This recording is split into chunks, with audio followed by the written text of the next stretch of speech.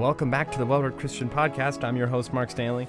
And let me tell you, it is so hard to interrupt that music sometimes. I mean, I know I've gotten some feedback that people actually don't like the intro music, and you know, the classical music is it's too long, it's not interesting, it's boring, it's whatever. But I am just going to tell you, it's one of my favorite things. I will go listen to my own intro music over and over and over again because it's the best clips that I could possibly find of the most beautiful works associated with whatever it is that we happen to be reading or talking about. And so I always get very excited about the intro music. I absolutely love it, and I hope you get something out of it too. But anyway, you're listening to the Well-Read Christian Podcast. We're going to talk about Dostoyevsky's Crime and Punishment. We've been doing that for the last 2 weeks, and in this episode, I want to finish a theme that we've been talking about since Nietzsche, really, and that's kind of the death of God and the impact of that and the foretelling of that by Dostoyevsky and then Nietzsche. And I want to expand on the implicit argument, specifically, for God's existence that Dostoyevsky makes throughout the novel. But before we discuss it, as always, I want to tell you some ways that you can help the podcast. It really, really helps if you go to our Facebook page, our YouTube page, and our Twitter page, and you like, follow, subscribe, turn on notifications, those kind of things. Throw me a like, give us a good review. That is so helpful. It helps us look established. It helps us look professional, like there's more than just 12 people listening, which there are now, by the way. I'm very excited about our growing audience. But anyway, go to wellreadchristian.com. There's also some good supplementary material there, famous quotes, notable quotes in the episode pages. You also find our blog written with some contributors other than me, and you'll find other things, short articles on relevant ideas, upcoming events, all sorts of stuff like that. So if you've tuned me out, the most helpful thing you can do is write a review on iTunes or Facebook. And then, of course, subscribe to the channel on YouTube or wherever you get your podcasts. Okay, enough of that. Goodness, that took a long time. So to set up the groundwork for our conversation, I need to give a little bit of review from our introduction 2 weeks ago. So Fyodor Dostoyevsky's Crime and Punishment, published in 1866, is like many of Dostoyevsky's works. It was written in response to a generation that was very, very rapidly moving away from traditional ideas and accepting these new ideas of modern liberalism imported from the Western European region during the Enlightenment. And Russia had been an onlooker to the Enlightenment and the scientific revolution and even the Industrial Revolution and the growing modern world of democracy and constitutionalism and egalitarianism and these kinds of things. But the modern worldview had finally progressed past that towards atheism, utilitarianism,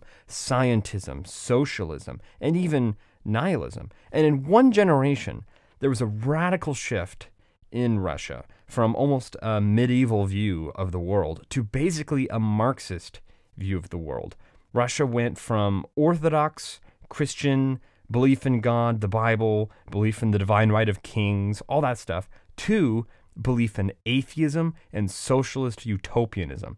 A big step for sure. And the death of God, meaning, of course, those kinds of things, the death of belief in God, the irrelevance of God and his ideas and religion on society, was forewarned, was predicted by Nietzsche over in Europe and then Dostoyevsky in Russia.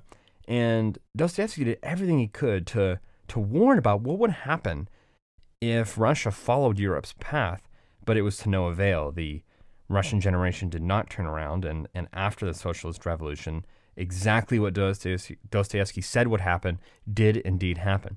So the transition for Russia was an enormous leap. The American Revolution was slow and intentional. England's revolution was not even bloody.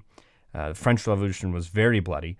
But still, it wasn't a socialist revolution. It was a revolution towards democratic constitutionalism rather than socialism. So Socialism experienced a delayed response to modern ideas and then leapt dramatically into the most advanced versions of liberal ideas, the most far left view that there is, at least as we know of right now in our political sphere, and that is socialism and Marxism. And Dostoevsky is watching that transition. He's watching what's going on, and he's watching the change, and he has a very, very bad feeling, as Han Solo would say. He sees where the modern worldview is headed, and he's battling and wrestling with the ideas within that worldview. Dostoevsky wanted to know the consequences of believing that God is just a fairy tale, that Christianity isn't actually true, that if we could identify a few dangerous groups of people and liquidate them and tweak our economic system, then all poverty and evil would be eradicated and we could live happily ever after in a utopia. And in Crime and Punishment, he deals specifically with the idea that without God, anything is permissible. And that exact quote actually comes from Brothers Karamazov, which is going to be our next series. I'm very excited about it.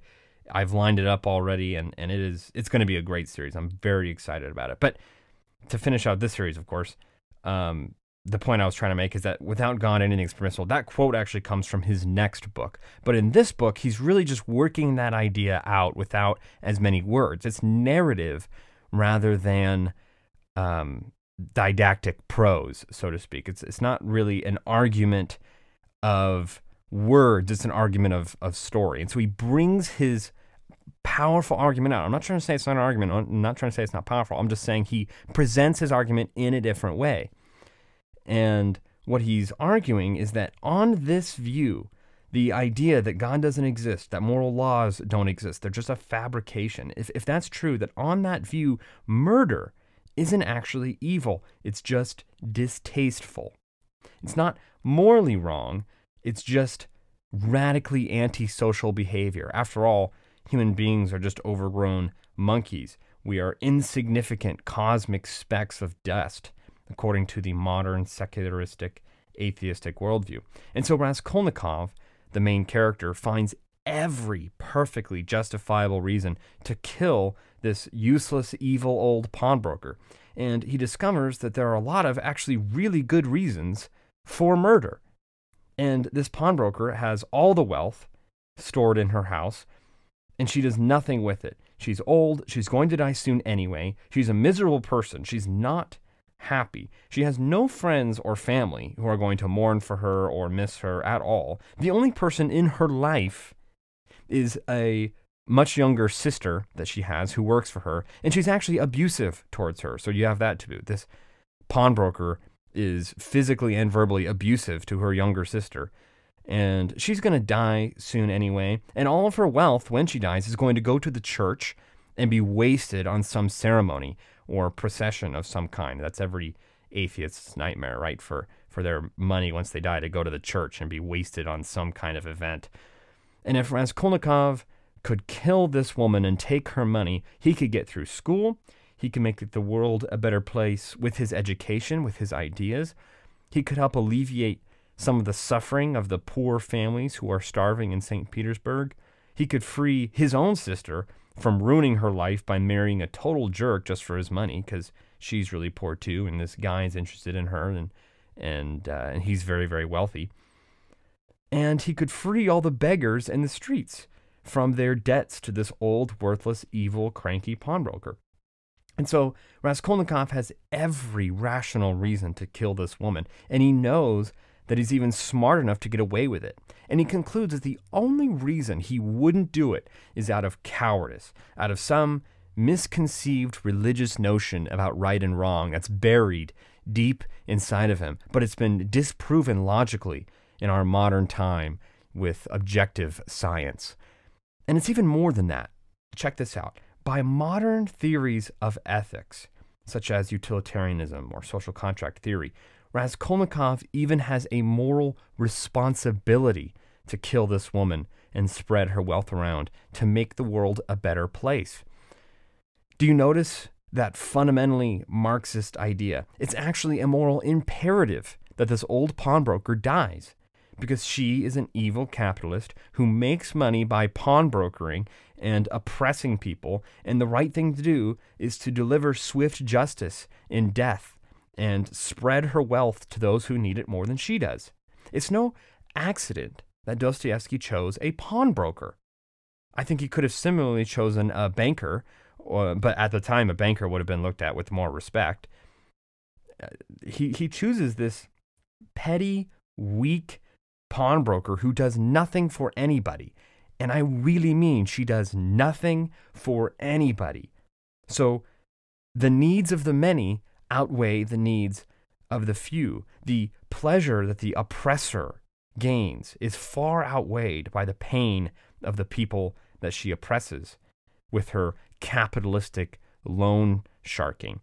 And when she mercilessly strips beggars of their last family heirlooms, then it begs the question, shouldn't someone do something about her and her evil tyranny?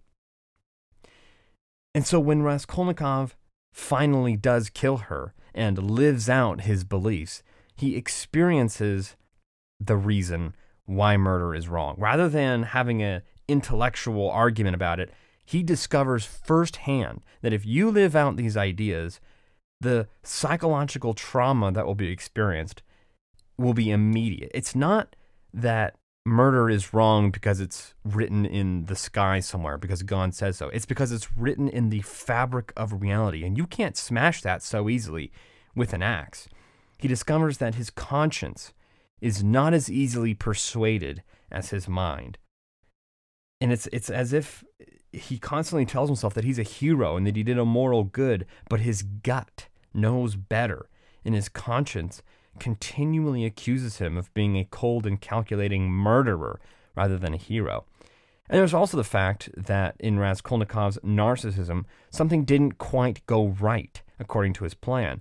In a series of unforeseeable events, the pawnbroker's abused sister, Lizaveta, happened to come home early from the market. And so she had to be killed too, since she was a witness.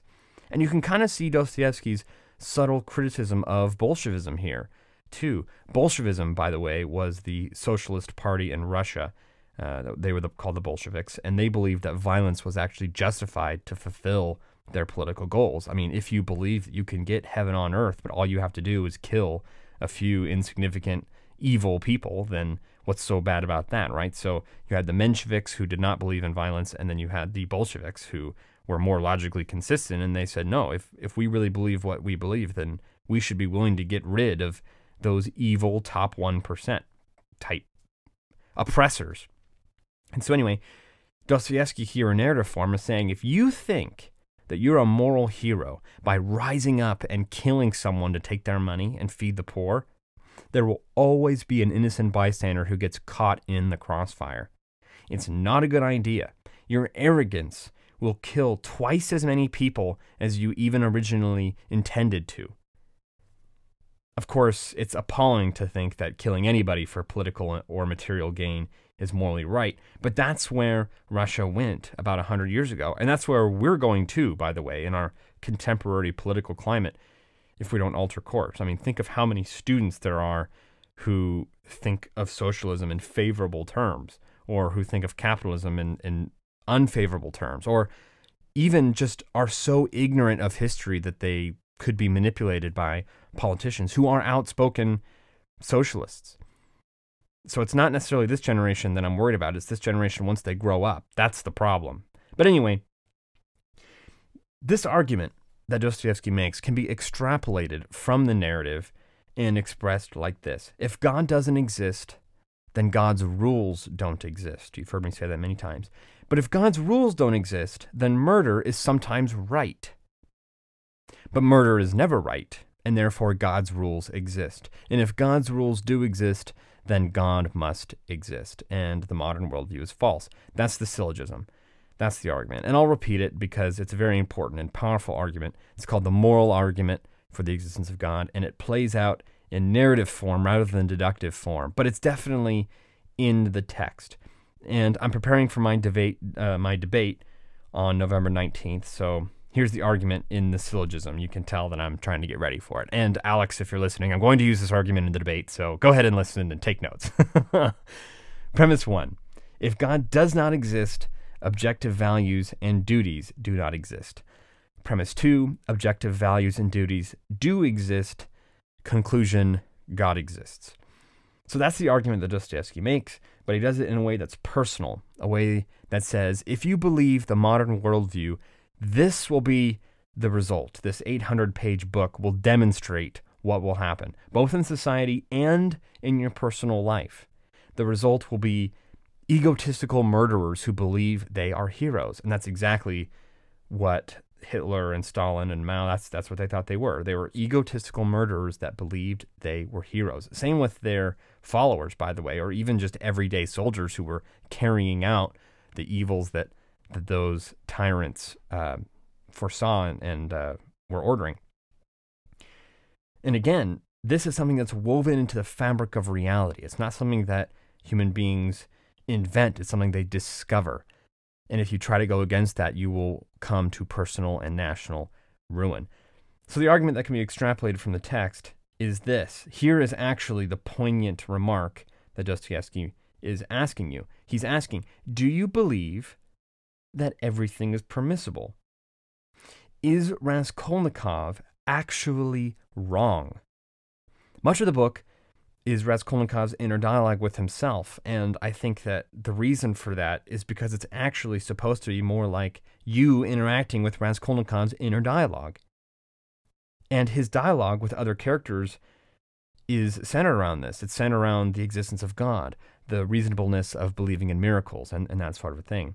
And the reason for that is the very point of crime and punishment. Is Raskolnikov's murder justified?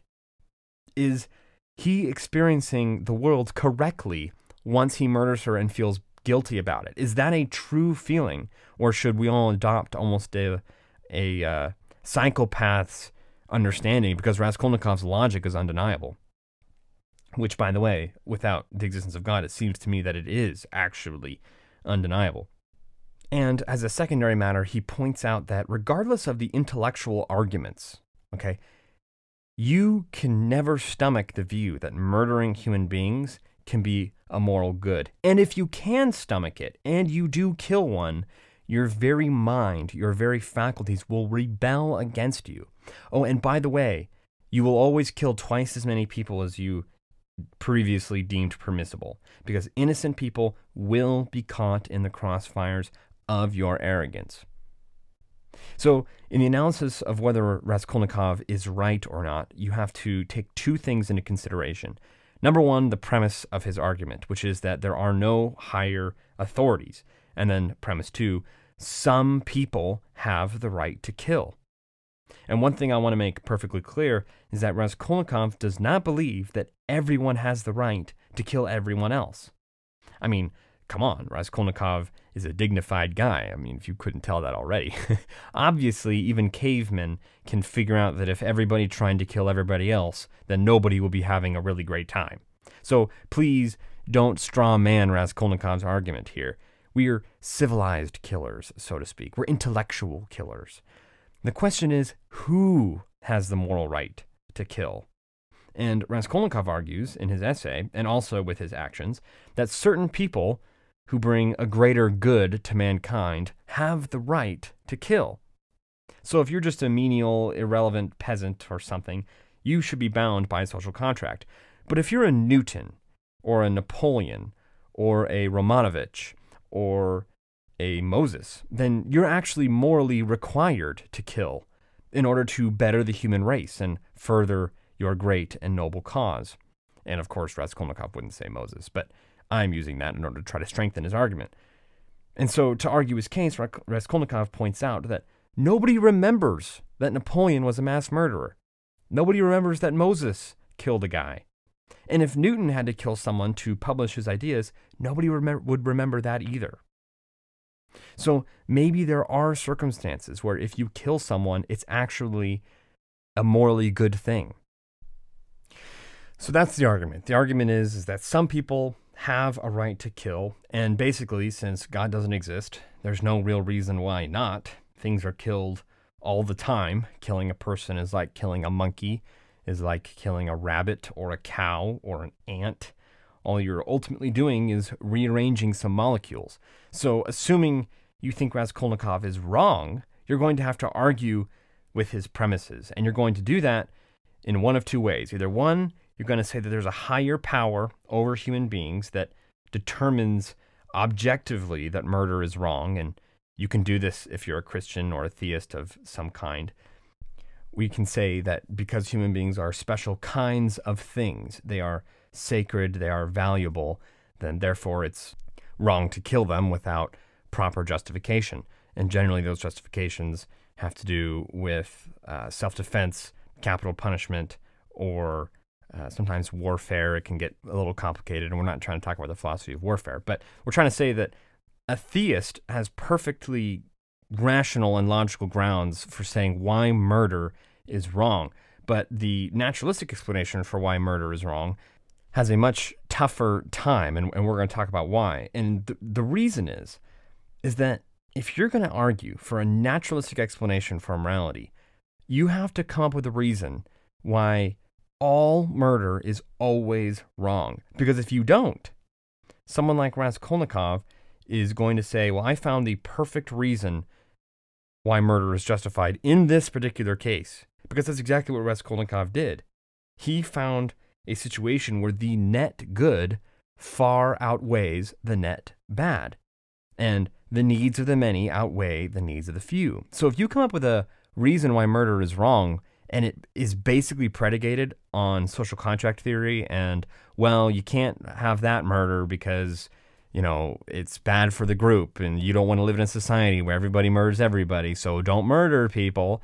Well, that's great, but you're basing the value of human life based on the good of the group.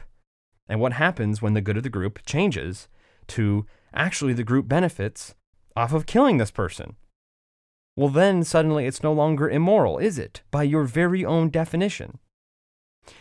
So if you just come out and say, well, look, I can't say why, but we don't like killers, so let's just say that if you murder, you will be apprehended and put in prison forever, or even hung, as some societies are willing to say, or have been willing to say. Well, to someone like Raskolnikov, that doesn't mean don't murder, that means don't get caught. That's exactly the same reasoning as laws against drugs. You'll notice that, you know, what societies and governments say is, hey, don't do drugs. And then individual people will go, well, why? And then hypothetically, the government will respond, well, because it's bad for you. So, my body, my choice. Well, if everyone does drugs, then society will collapse. Okay, but I'm not everybody, so I'm just gonna do the drugs. Well, okay, fine, but if we catch you, we're gonna put you in jail. Okay, so don't get caught. Got it. Do you see the problem here? Every single naturalistic explanation for why murder is wrong has to be a universal argument and has to penetrate deeper than just don't do it, okay? It has to be deeper. But you can't do that unless you argue for the intrinsic worth of human beings. But you cannot argue for the intrinsic worth of human beings by pointing to biology or sociology or psychology. The closest you could come to a universal argument is if you say human beings are the property of the state. And if you destroy our property, we will destroy you. But, number one, that's not an argument against murder. And number two, that's exactly what the atheistic, socialistic regimes said. And as soon as your life no longer benefits the group, it's no more food for you. You're not even worth the bullet. So we'll bury you alive. That's the kind of conclusion that reasoning takes you. When you say, well, human beings are the property of the state, so if you destroy our property, we'll destroy you. What you're saying is that your value is determined by the good you bring to the group.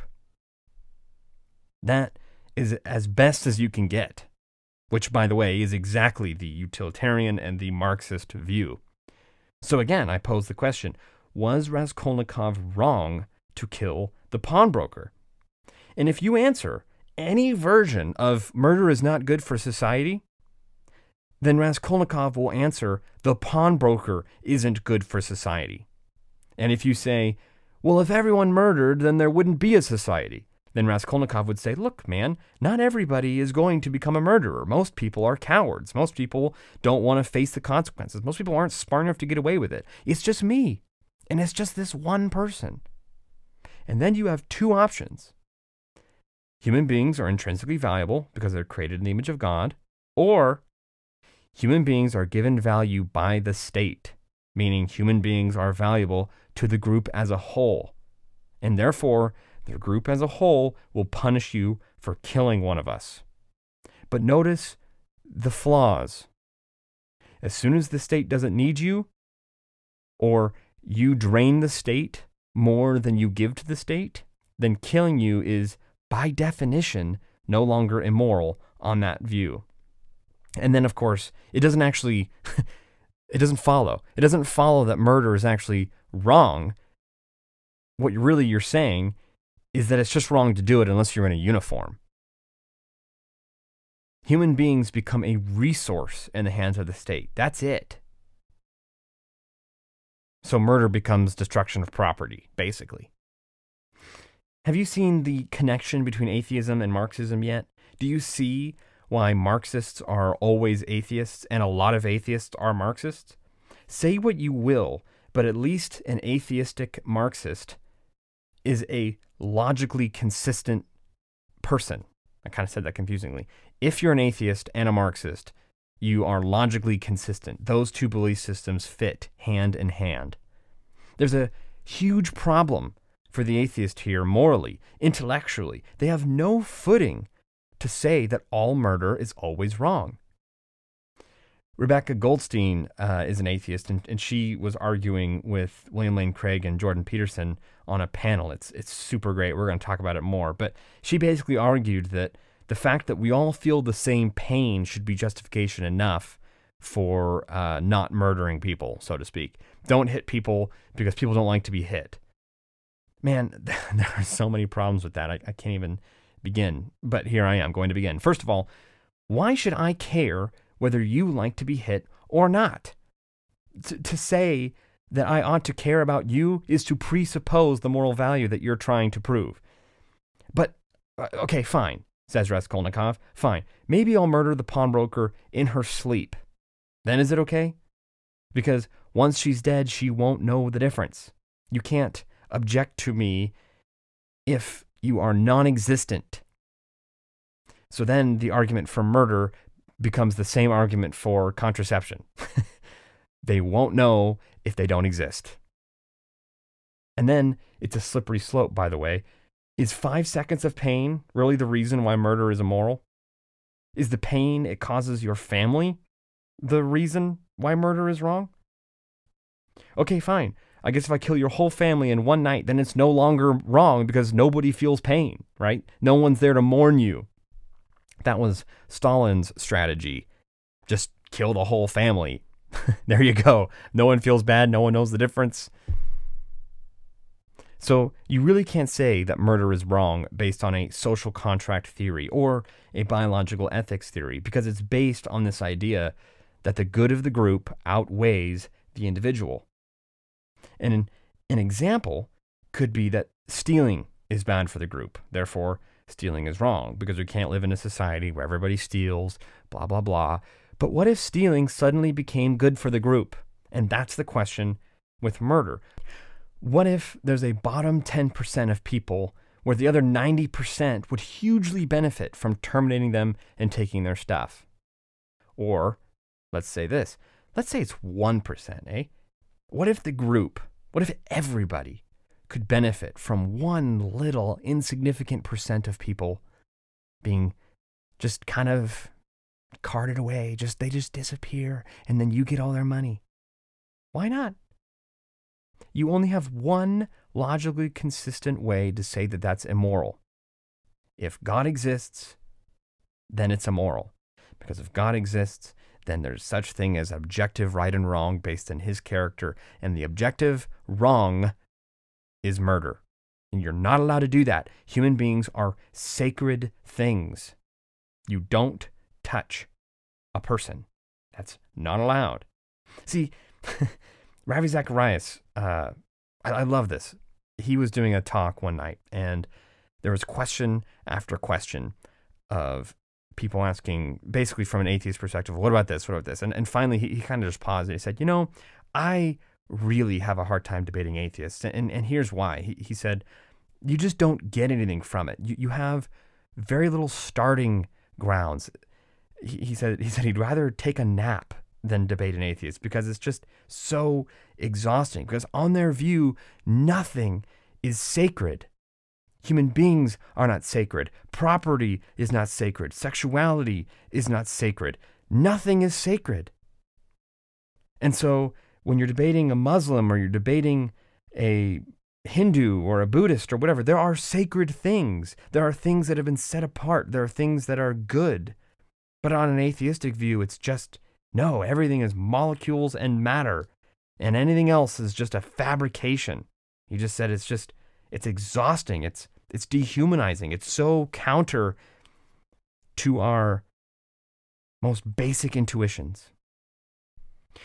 And so Dostoyevsky points out that if God does not exist, then anything is permissible. And you may say, okay, fine, maybe everything is permissible technically, but not everything is advantageous.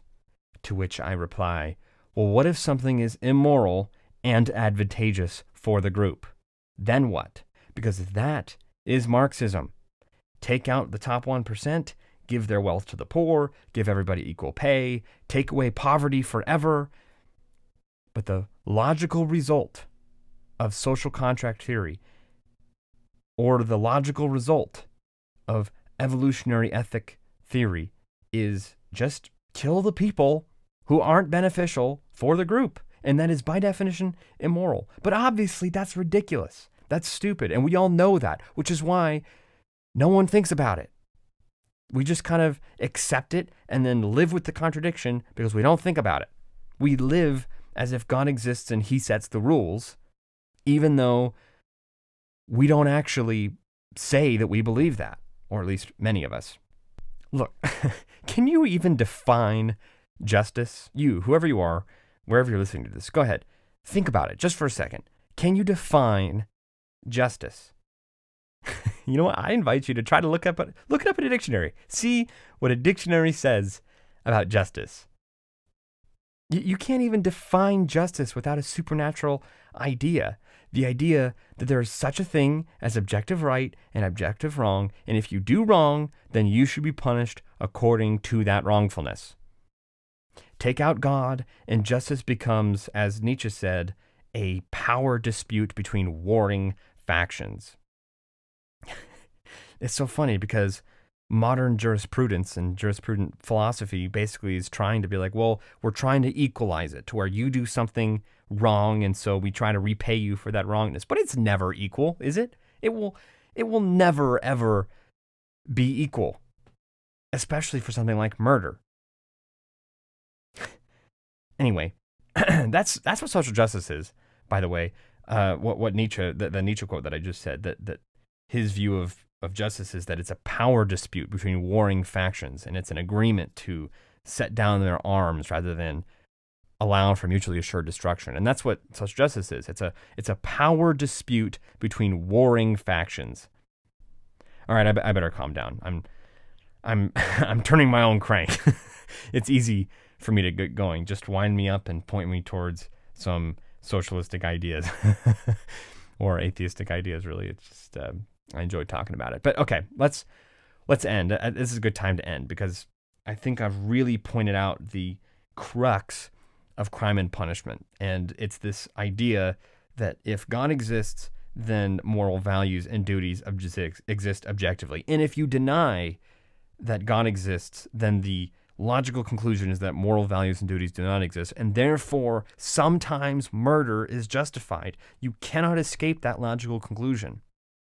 And then Raskolnikov realizes that if he can't escape it, then he better live like it's true. And then he realizes that he cannot live like it's true. And finally, at the very end of the book, he breaks down and he finally repents truly and deeply. And that repentance requires a belief in God, a turning, a saying, I was wrong. I tried to live out my ideas and it didn't work. And and I'm very glad that more people don't live out the ideas that they say they believe, because the truth is that it's logically untenable. Okay, so I want to end with a quote from Viktor Frankl, and I don't want you to forget this quote. I've quoted it a few times now, but it's a central theme. It's a central theme here. Dostoyevsky is saying the same thing as Nietzsche, and they're saying that without God, anything is permissible. Nietzsche is celebrating that fact, and Dostoyevsky is warning of it. They're both saying that there's no objective grounds for morality or justice, and that society will crumble if it rejects a belief in God. And both of them are right. And we have an entire century of human history to show what happens when God is removed from the hearts of men and removed from the foundation of society, so to speak. So here's the quote, the Viktor Frankl quote. Quote, "The gas chambers of Auschwitz were the ultimate consequence of the theory that man is nothing but the product of heredity and environment, or as the Nazis like to say, of blood and soil. I am absolutely convinced that the gas chambers of Auschwitz, Treblinka, and Majdanek were ultimately prepared not in some ministry or other in Berlin, but rather at the desks and in the lecture halls of nihilistic scientists and philosophers." End quote. And his point there is absolutely clear. These ideas matter. If you just say, well, it doesn't really matter where morality is founded or how it's grounded, it's all just kind of a gut feeling, well, guess what? Those gut feelings change. And even more dangerously, if you say, no, I do know where morality comes from. It comes from social contract theory. It comes from our evolution. Well, guess what, buddy? Those foundations allow for some pretty horrific ethics. That's the lesson of the 20th century. That's the lesson of Nietzsche and Dostoevsky. And that's the lesson of Crime and Punishment, as Raskolnikov lives out the logical conclusions of his belief system, of an atheistic belief system. Well, thank you very much for listening to the Well-Read Christian Podcast. I hope you've gotten something out of the series, and I really, really look forward to some more of Dostoevsky's brilliance. And we're going to move a little bit deeper and into some new territory. It won't just be a repeat of what we've often said of Nietzsche. Pretty much nothing that I said was new. It was all basically in Nietzsche. So if you're a long-time listener, I apologize that hopefully you still got something out of it. But I really look forward to Brothers Karamazov. It should be new material there. And yeah, thank you so much for listening to the Well-Read Christian Podcast. And I hope you join me again next week.